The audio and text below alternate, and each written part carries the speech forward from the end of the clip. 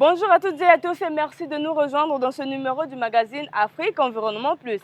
Face aux défis climatiques, la République du Congo mise sur la forestation et le reboisement pour construire un avenir plus vert et durable.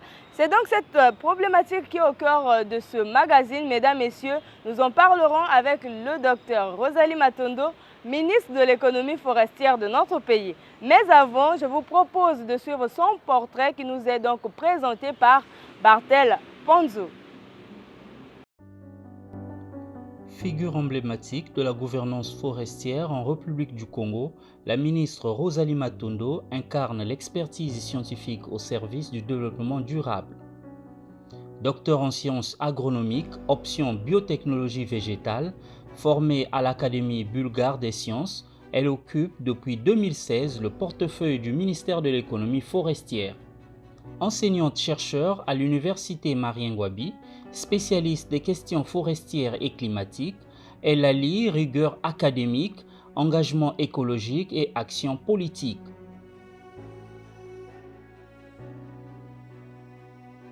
Avant son entrée au gouvernement en 2016, Rosalie Matondo était conseillère du président de la République, Denis Sassou Nguesso.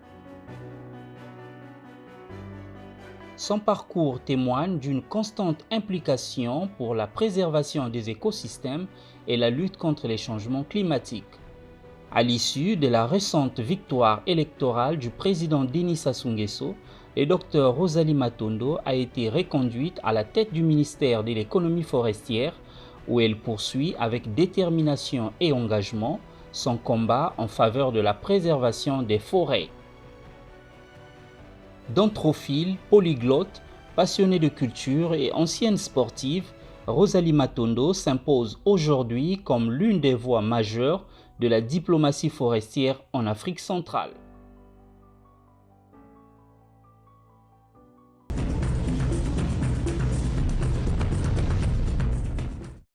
Chers téléspectateurs et internautes du magazine Afrique Environnement Plus, nous voici en entretien exclusif avec la ministre de l'économie forestière, le docteur Rosalie Matondo, pour parler de l'afforestation et du reboisement comme enjeu stratégique du développement durable de la République du Congo. Madame la ministre, merci et nous sommes très honorés d'échanger avec vous aujourd'hui.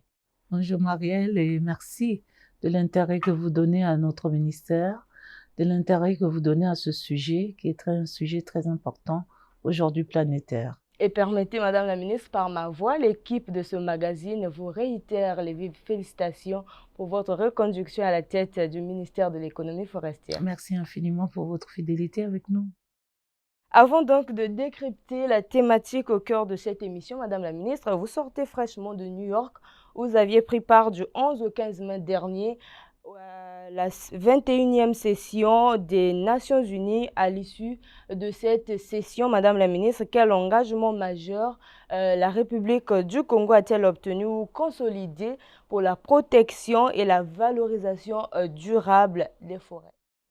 Alors, merci pour cette question. Nous sortons effectivement de la 21e session du Forum des Nations Unies sur les forêts, où nous avons été invités, le Congo, la République du Congo, d'abord pour préparer le lancement officiel de la décennie qui commence en 2027, et ensuite pour faire le point des avancées sur la gestion durable des forêts en République du Congo. Donc nous avons profité de cette tribune pour dire tous les efforts que nous entreprenons au Congo, avec nos 69% du territoire occupé par les forêts. Nous avons 15 millions d'hectares de forêts, de concessions forestières qui servent à l'exploitation du bois. Et puis, nous avons dit que cette exploitation du bois se fait à travers des politiques très contraignantes qui sont l'exploitation à faible impact. Et puis, nous avons parlé aussi de la conservation de la biodiversité avec le Congo qui fait des efforts énormes. Aujourd'hui, l'objectif au niveau mondial, c'est 30% du territoire réservé à la conservation d'ici 2030. Le Congo est déjà à 27%. Nous avons donné cette information et nous avons aussi là-bas rendu compte des efforts en matière d'afforestation et de reboisement avec toutes les sociétés industrielles qui mettent en place des plantations à grande échelle dans notre pays liées au marché carbone. Et donc, ce sont toutes ces informations que nous avons données. Et nous avons aussi là fait le point de toutes les rencontres internationales qui se sont passées ici dans notre pays, qui ne sont pas à négliger. Nous parlons du deuxième sommet des 3 bassins forestiers du monde. Nous parlons de la première conférence internationale de la forestation et du reboisement. Nous parlons du premier congrès de peuples autochtones, donc toutes ces rencontres qui se sont tenues ici à Brazzaville et pour lesquelles les déclarations ont été d'une grande importance. Madame la ministre, pendant cette 21e session du Forum des Nations Unies sur les forêts, vous aviez certainement échangé avec des partenaires internationaux. Alors, quelles retombées concrètes cette participation pourrait-elle générer pour le Congo, notamment en matière de financement climatique, de préservation de la biodiversité et de développement de l'économie verte? Alors, c'est une très belle question. Il faut savoir que le Congo a été à l'initiative de la décennie des Nations Unies pour le changement climatique, mais tant que c'était déjà voté par les Nations Unies, nous on se disait que les Nations Unies vont prendre donc le relais pour la mise en œuvre. Mais nous avons été étonnés que les Nations Unies nous appellent, nous Congo, à continuer à préparer pas seulement le lancement officiel, la commémoration du lancement de la décennie en 2027, mais le secrétariat du Forum des Nations Unies pour les forêts, en fait, voudrait que le Congo porte les activités d'afforestation et de reboisement dans le monde. Et donc, c'est une grande responsabilité. Nous avons donc discuté avec le secrétariat du Forum des Nations Unies sur les forêts, qui est Madame Juliette Biaro, donc qui nous a signifié cela, que le secrétariat compte sur le Congo pour mener toute la réflexion sur comment va se dérouler cette décennie des Nations Unies.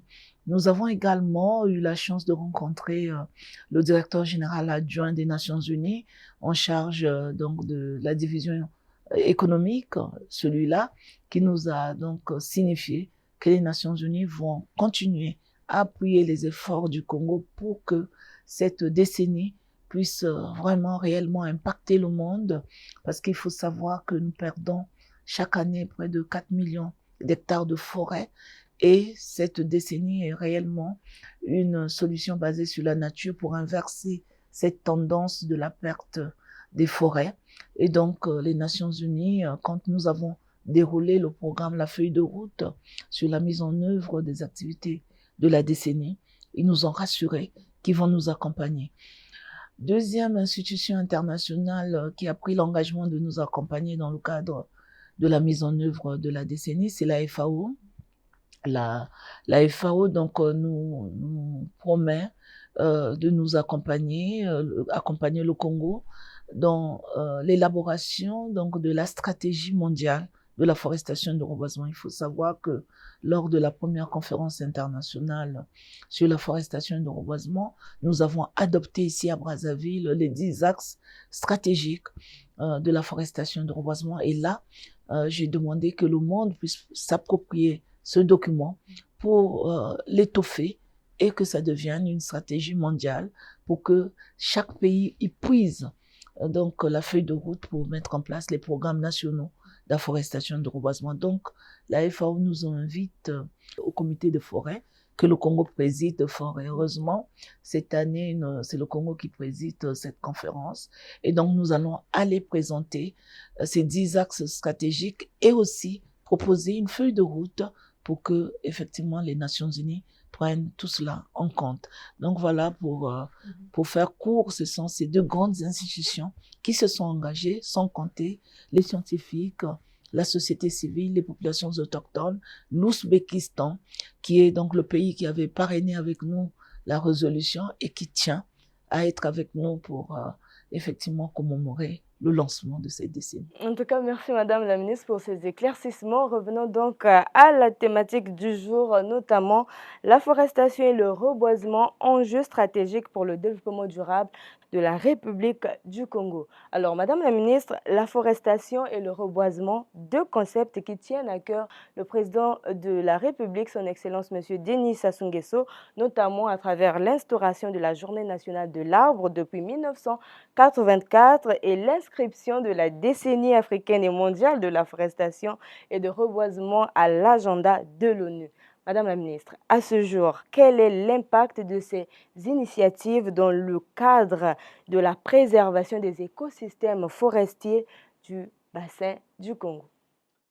Alors, je crois que nous tenons à reconnaître le leadership de son Excellence, Monsieur le Président de la République, qui très tôt, comme vous le dites si bien, a donné à notre pays l'occasion de montrer que l'arbre, c'est important pour la vie humaine. On ne parlait pas encore en ce temps-là des changements climatiques, mais nous, le Congo, nous avons fait des progrès énormes scientifiques avec notamment le bouturage des eucalyptus qui s'était fait pour la première fois au Congo. Et après, l'annonce, la loi, la promulgation d'une loi sur la Journée nationale de l'arbre, il faut passer aussi par le lancement d'un programme national d'afforestation et de reboisement avec une ambition de faire 1 million d'hectares de plantations forestières, agroforestières. Et cette idée dont vous parlez si bien, qui est l'idée du chef de l'État de proposer au monde une décennie des Nations Unies pour la forestation et le reboisement. Donc, c'est pour vous dire que c'est grâce à son Excellence, Monsieur le Président de la République, que le Congo porte ce leadership en matière de forestation et de reboisement, et ce qui fait que c'est reconnu au niveau mondial, que nous avons des avancées significatives au niveau du Congo à travers des grandes plantations que nous avons réalisées dans le temps, dans le massif de Pointe-Noire, 45 000 hectares qui, malheureusement aujourd'hui, connaissent malheureusement une dévastation par les propriétaires fonciers, il faut le dire, mais il faut aussi dire que la Journée nationale de l'arbre a fait que chaque Congolais aujourd'hui sait que le 6 novembre, ils doivent planter au moins un arbre. Et donc ça, c'est dans la conscience citoyenne. Chaque Congolais se lève le 6 novembre pour planter un arbre. Et puis, le programme national d'afforestation et de reboisement nous a permis quand même d'avoir des industriels. Nous avons fait le plaidoyer auprès du secteur privé, auprès nous-mêmes des communautés locales et populations autochtones, mais aussi nous avons pris notre engagement, nous en tant qu'État, de faire des plantations domaniales.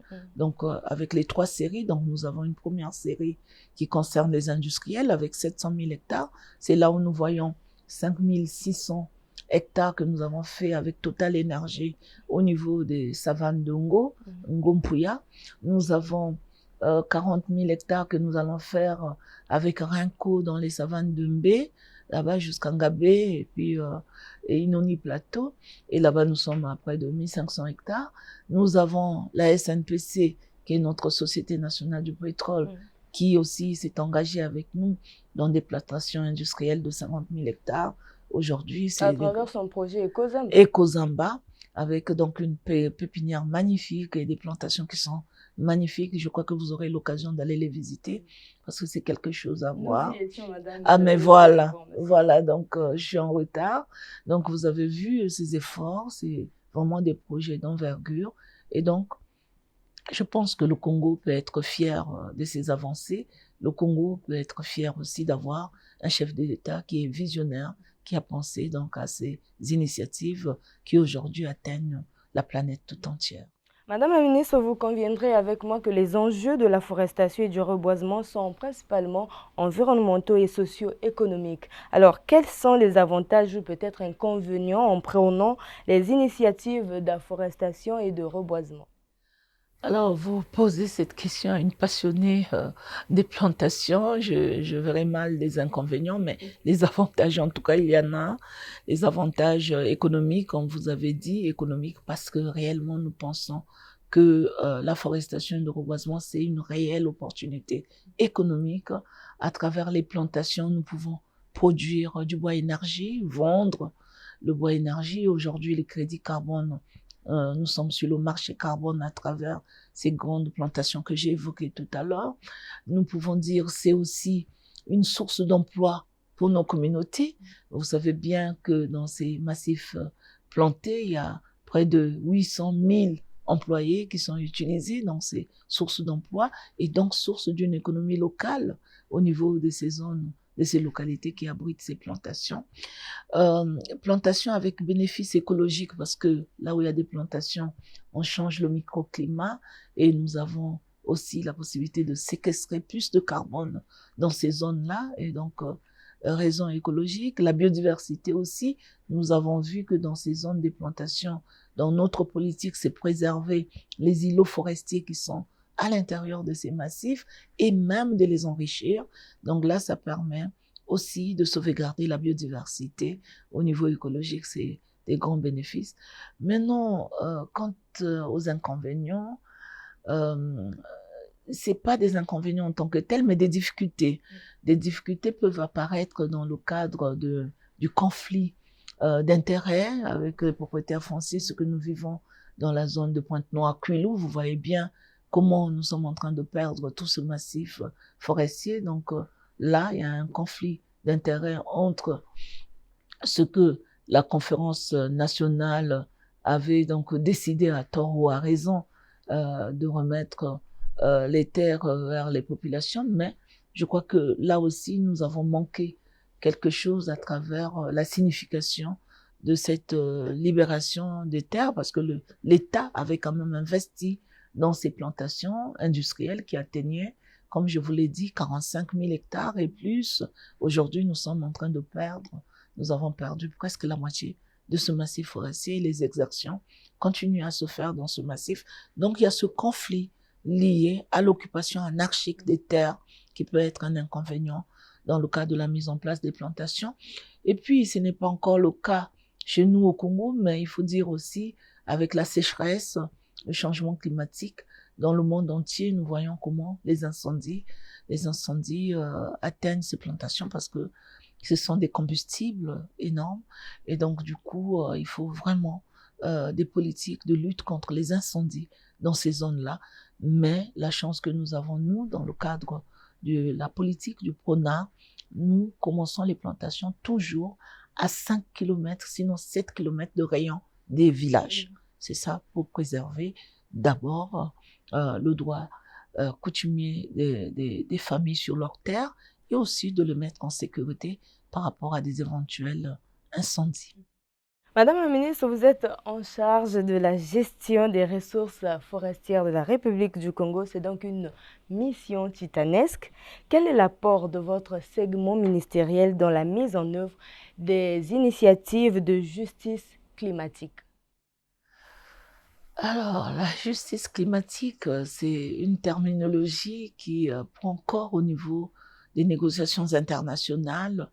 Qui dit justice climatique voudrait que la communauté internationale reconnaisse les efforts entrepris par nos pays, les pays du bassin du Congo, les pays forestiers en général, dans le cas de la préservation donc, du climat mondial, préservation de la vie sur Terre. La justice climatique voudrait que la communauté internationale reconnaisse ce rôle-là, joué par les pays, les efforts de gestion durable de ces forêts, et puisse compenser ces efforts par des financements, qu'on appelait des financements climatiques, des financements innovants, mais malheureusement, l'Afrique n'est pas encore au rendez-vous. Nous remarquons que jusqu'à présent, seulement 5% des financements climatiques, des financements internationaux atteignent nos pays, et donc c'est le grand regret. Et donc cette injustice nous permet d'aller dans tous les forats. Vous voyez même son Excellence, Monsieur le Président de la République, aller dans les COP. C'est pour aller dire que le bassin du Congo existe. Le bassin du Congo, c'est une solution pour l'humanité tout entière.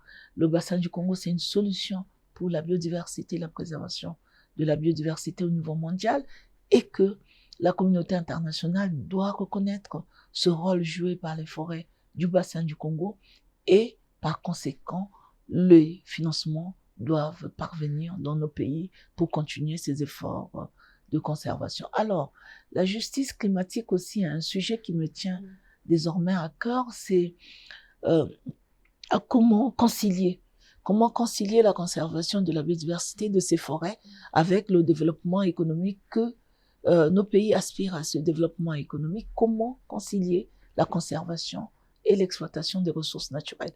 Aujourd'hui, c'est une question que je mets sur la table tout le temps devant la communauté internationale pour que nous en parlons, que nous trouvons des solutions, que dans une zone de conservation, nous pouvons également exploiter des ressources naturelles sans pourtant remettre en cause notre engagement à conserver nos forêts, à conserver notre biodiversité. Madame la ministre, nous échangeons toujours autour de cette thématique portant sur la forestation et le reboisement comme enjeu stratégique du développement de notre pays. Alors, revenons à cet événement très capital. Le gouvernement a organisé du 2 au 5 juillet 2024 la première édition de la conférence internationale sur la forestation et le reboisement, CIAR.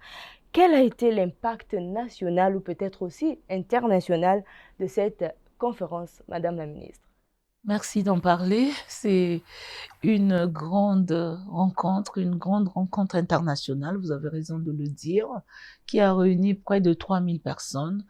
La fierté du Congo, c'est que cette rencontre, la préparation même de cette rencontre a été une action inclusive où nous avons voulu que tout le monde participe longtemps à l'avance de ces dates que vous venez de dire, du 2 au 5 juillet.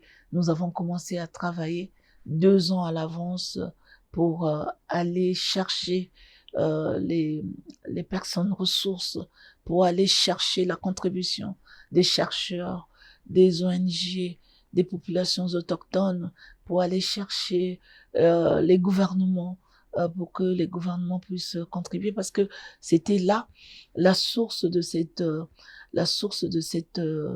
résolution que nous voulions que les Nations Unies adoptent. Donc, il fallait préparer scientifiquement cette conférence et nous avons été très, très, très heureux de voir combien l'engouement des gens qui voulaient participer. Nous avons même dû arrêter les inscriptions pour contenir dans cette cité magnifique de Kintele. Il fallait contenir tout le monde.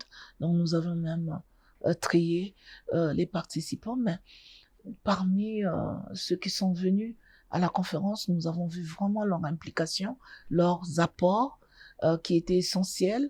Nous avons vu aussi un consensus dans tous les documents que nous avons adoptés. Nous avons été fiers que les chefs d'État et de gouvernement aient adopté aussi tous les documents préparés par donc ce travail fait par toutes les parties prenantes, comme je l'ai évoqué, les ONG, les scientifiques, les gouvernements, les ministres, les populations autochtones.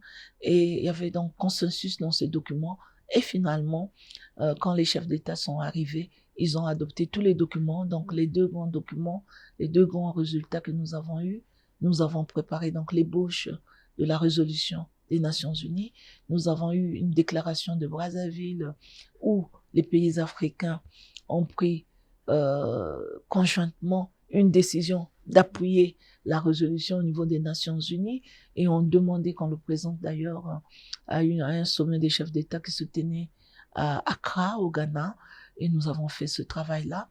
Nous avons également fait adopter les 10 axes stratégiques qui devaient permettre d'élaborer toute la stratégie mondiale de la forestation et de reboisement. Et voilà, donc c'était des grands résultats et donc qui ont conduit à l'adoption de la résolution l'année dernière, en avril 2025. Madame la ministre, et aujourd'hui, quelles sont donc les perspectives de la CIAR? Alors, la CIAR, c'était la première édition, on a dit CIAR 1, c'était la première édition. Maintenant, il y avait déjà la RDC qui s'était portée candidate pour organiser la 2e édition, mais on n'en était pas là parce que là, la résolution n'était pas encore votée, donc on ne pouvait pas se projeter. Mais aujourd'hui, nous avons une grande pression. C'est l'Ouzbékistan qui a parrainé donc le vote, comme je vous l'ai dit, de la résolution aux Nations Unies qui voudrait porter cette résolution avec le Congo. Et moi, je pense que dans la feuille de route que nous allons présenter au comité des forêts à Rome, je crois que c'est à ce niveau-là que nous allons tendre la main à un pays qui voudrait bien abriter la deuxième conférence internationale sur la forestation et le reboisement, qui va certainement marquer aussi la commémoration du lancement effectif de la décennie. Voilà, Madame la ministre, vous l'aviez dit, de nombreuses initiatives et programmes sont portés par le ministère de l'économie forestière, notamment le programme national d'afforestation et de reboisement PRONAR, considéré d'ailleurs comme instrument de l'économie verte de notre pays. Quels sont les mécanismes de mise en œuvre du PRONAR d'ici 2030 en République du Congo? Oui, merci infiniment pour cette question. Nous avons, comme je vous l'ai dit, dans le cadre de la mise en œuvre du PRONAR, du Programme national d'afforestation et de reboisement, qui avait une ambition de faire 1 million d'hectares de plantations forestières et agroforestières, diviser les objectifs en 3 parties. La première partie, 70% du programme doivent être exécutés par les industriels privés, 20% par l'État avec le service national de reboisement et 10% par les communautés locales et populations autochtones. Donc nous sommes heureux que le plaidoyer fait pour que les privés puissent adhérer à ce programme, à cette initiative. C'est le fait de voir effectivement des grandes entreprises pétrolières ou qui travaillent en amont pétrolier venir chercher à compenser leurs émissions de gaz à effet de serre à travers des projets d'envergure de plantation. Donc nous vous avons parlé de Total Énergie qui se retire aujourd'hui du Congo, mais nous avons quand même 5800 hectares qui ont été plantés. C'est un grand résultat. Nous avons la SNPC, notre société nationale, qui aujourd'hui fait un travail magnifique. Nous avons Renco qui fait, et puis nous allons signer cette année avec Aforest, qui est une grande société autrichienne qui va venir mettre en place près de 100 000 hectares de plantation pour une usine de pâte à papier dans la zone économique spéciale d'Oyo-Olombo. Donc tout cela, ce sont des efforts. Au niveau du programme national, au niveau je veux dire, des plantations domaniales, là, pour la décennie des Nations Unies pour la forestation et le reboisement, nous allons lancer un programme qu'on appelle ProJeune pour la décennie de la forestation et du reboisement. Donc, dans tous les départements du Congo, nous allons inviter les jeunes à lancer leur propre programme. Tous les départements, peut-être sauf Brazzaville et Pointe-Noire, parce que nous aurons des problèmes d'une ténure foncière peut-être pour mettre en place les plantations. Mais en tout cas, dans les 13 autres départements, nous allons faire une conférence itinérante sur la forestation et le reboisement pour sensibiliser et pour identifier les jeunes qui vont vouloir donc faire de la forestation et du reboisement une opportunité économique. Et donc, nous avons déjà initié des lettres à tous les préfets des départements pour qu'ils commencent à organiser à leur sein les jeunes, ces jeunes-là, comme ça, quand nous arrivons, nous savons déjà à qui, avec qui intervenir, avec qui sensibiliser et puis avec qui mettre en place ces plantations. Donc ça, c'est au niveau du Congo. Nous serons très ravis de vous accompagner pendant cette conférence itinérante. Merci. C'est des conférences, parce que c'est chaque département une conférence. Donc ça sera 13 conférences. Si on compte Brazzaville, si jamais on trouve des terres pour Brazzaville, les Pointe-Noires, ça sera donc 15 conférences itinérantes. Voilà. Madame la ministre, vous représentez l'institution garante de la gestion des forêts en République du Congo. Où en êtes-vous concrètement avec la gestion des produits forestiers non ligneux, un secteur majoritairement informel? Oui, merci pour cette question importante. Nous sommes en train de travailler avec le PNUD, la BAD, aujourd'hui pour que toute cette expertise que nous avons au niveau du centre de valorisation des produits forestiers non ligneux puisse prendre de l'ampleur. À cause des ressources financières, je crois que notre action a été très limitée alors qu'il y a un impact réel sur les communautés. Nous avons commencé les paiements pour services environnementaux avec les communautés locales qui font les plantations avec nous, mais nous voulons vraiment en faire une vraie activité économique avec les communautés locales à travers donc les produits comme le miel d'acacia, les huiles essentielles d'eucalyptus. Nous avons fait au niveau d'Abala des plantations du Nietom, qui est le coco, que nous adorons tous, et nous voulons vraiment que ces activités soient des activités d'ampleur et une ampleur assez impactante pour les communautés. Et donc, nous cherchons réellement des financements pour que ça soit à grande échelle et que nous ayons dans tous les départements du Congo la représentation du centre de valorisation des produits forestiers non ligneux pour que cette expertise acquise puisse être multipliée sur tout le territoire national. Madame la ministre, c'est toujours très important d'éclairer la lanterne des populations, surtout que vous occupez un ministère assez stratégique. Alors, Madame la ministre, vous œuvrez également aux côtés des peuples autochtones en votre qualité de marraine. Quelle est la place des peuples autochtones dans le processus d'afforestation et de reboisement au Congo? Je crois qu'il faut repartir. Vous avez été avec nous lors de l'ACIAR, la conférence internationale sur la forestation et le reboisement. Vous avez suivi leurs déclarations qui ont été des déclarations très pertinentes, surtout dans le sens que les peuples autochtones, remercient le Congo d'avoir initié cette initiative qui préserve l'habitat, parce que vous savez bien que nos populations autochtones vivent dans les zones forestières et la perte des forêts fait que on entame l'intégrité de leur habitat et donc faire la forestation de reboisement préserverait leur habitat. Vous voyez, je prends l'exemple du département du Poul où la grande activité économique, c'est la production du charbon de bois et du bois de chauffe. Et vous voyez donc le taux de déforestation qu'il y a dans ce département. Et donc, ça détruit les habitats non seulement des humains, mais aussi de la faune. Aujourd'hui, dans le Poul, je crois que c'est le département qui a une rareté maintenant de la faune. Quand il y a eu le Covid, nous avons vu comment, en passant même sur la route, vous pouvez rencontrer des animaux sur la route parce que effectivement ça a été préservé. Mais donc, c'est important de préserver l'habitat des humains. Sachez aussi que la forêt, c'est le garde-à-manger pour les communautés locales, donc ça préserve aussi leurs sources d'alimentation, leurs sources de protéines.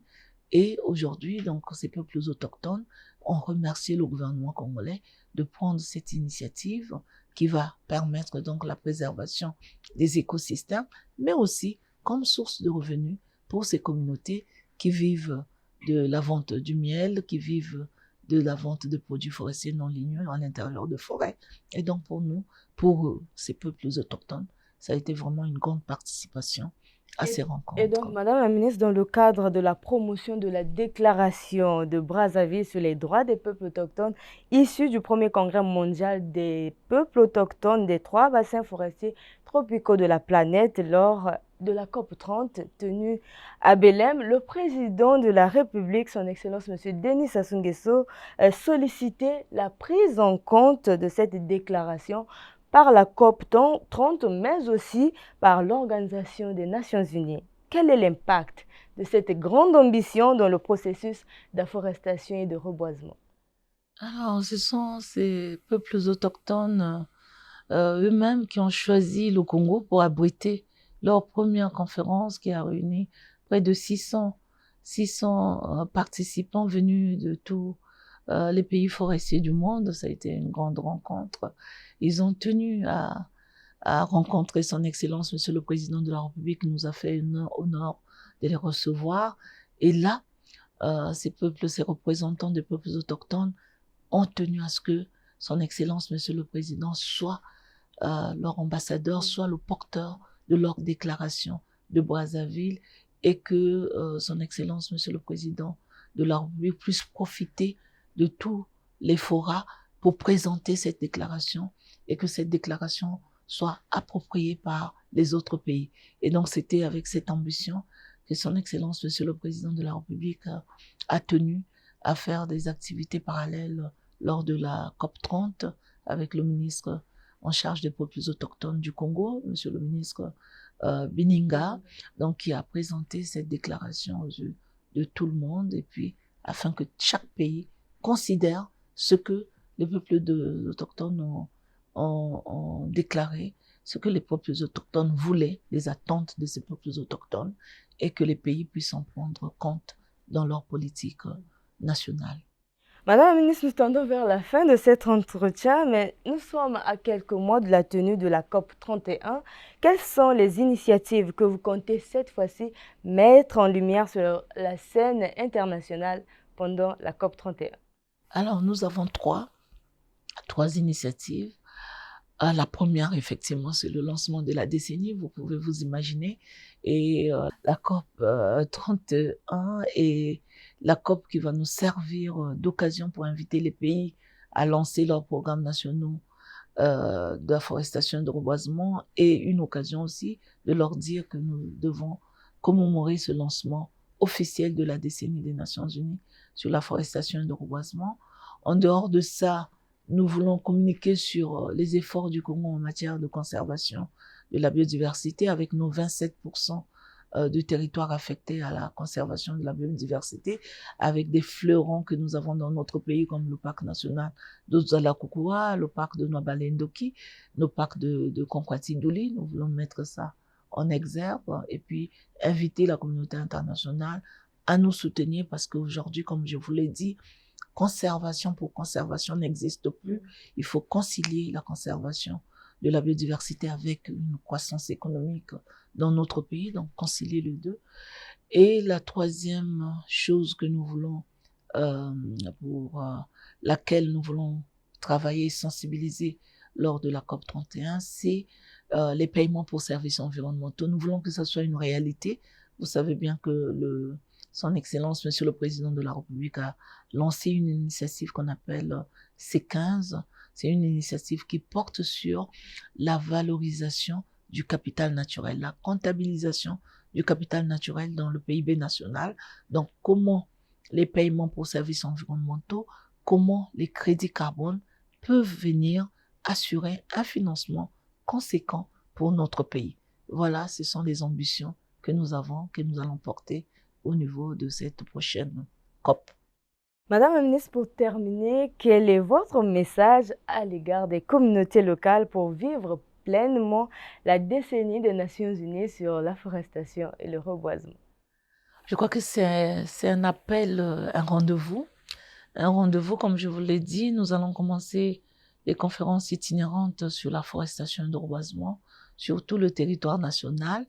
Et nous voulons donc que les populations nous accordent leur attention, que les communautés locales qui ont des terres ne doivent pas les garder. Moi, je dis toujours que cultiver de l'herbe ne nous donne aucune ressource financière. Regarder de l'herbe pousser dans nos terrains, c'est pas ça qui va lutter contre la pauvreté. Nous devons lutter contre la pauvreté en valorisant la terre. Donc, ceux qui sont propriétaires des terres coutumières doivent laisser la possibilité aux jeunes d'investir dans les plantations forestières et agroforestières. Et c'est comme cela que nous pourrons lutter contre la pauvreté et la précarité que nous avons dans nos zones rurales. Donc la terre ne ment pas, cultivons la terre, valorisons la terre pour que nous luttons contre la pauvreté. La terre ne ment pas, dixit Madame la ministre Rosalie Matondo, ministre de l'économie forestière de la République du Congo. Merci infiniment Madame la ministre pour cet éclairage inspirant sur les défis de l'afforestation et du reboisement en République du Congo. Et c'était donc un plaisir pour nous d'échanger avec vous. En tout cas, plaisir partagé, Marielle. Merci. Merci infiniment pour cette importance que vous accordez à notre secteur et surtout à cette initiative mondiale aujourd'hui que nous portons. Merci de nous accompagner et nous vous invitons à continuer avec nous, à suivre ce que nous avons à faire pour que aussi la communauté nationale et la communauté internationale puissent comprendre que le Congo n'a pas seulement proposé, mais le Congo aussi met en œuvre Merci infiniment. Merci Madame la Ministre. Mesdames, Messieurs, pour rappel, nous avions échangé avec le docteur Rosalie Matondo, ministre de l'économie forestière, autour de la forestation et le reboisement comme enjeu stratégique du développement durable de la République du Congo. Mais vous l'avez compris, à travers la forestation et le reboisement, la République du Congo réaffirme son ambition de faire de la forêt un véritable levier de résilience climatique et de développement pour les générations futures. C'est ainsi que s'achève ce numéro du magazine Afrique Environnement Plus. Vraiment, nos remerciements au DG André Ondélé pour son accompagnement indéfectible. Mais nous n'oublions pas la coordinatrice de cette émission, Madame Karine Oyoma Ibombo. Mesdames, Messieurs, nous allons donc nous séparer, sinon nous refermons cette édition avec l'agenda environnemental d'ici et d'ailleurs. Portez-vous bien, on se retrouve mercredi prochain. Les journées francophones de l'innovation environnementale en action se tiendront du 1er au 5 juin 2026 à Brazzaville, au mémorial Pierre Savorgnan de Brazza et 6 quartiers ciblés.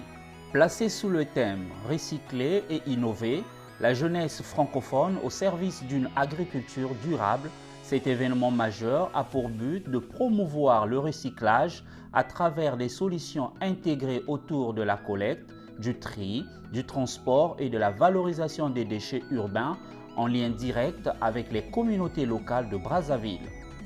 Ces assises mettront aussi en lumière la jeunesse et l'agriculture durable à travers des solutions à fort impact local. Au programme, des ateliers d'innovation et de renforcement des capacités, des sessions de coaching et bien d'autres. La Journée mondiale de l'environnement sera célébrée le 5 juin 2026 sous le thème « L'action climatique ». L'édition 2026 est une invite à repenser les systèmes économiques mondiaux et à répondre d'urgence aux signaux d'alerte de la planète. Au niveau international, l'Azerbaïdjan est le pays hôte de cette célébration mondiale, tandis qu'une série d'événements, de campagnes et d'actions créatives se déroulera sur tous les continents, sur les écrans, dans les rues et au sein des communautés du monde entier. Instituée depuis 1994 par l'Organisation des Nations Unies, la Journée mondiale de lutte contre la désertification et la sécheresse est célébrée chaque année le 17 juin.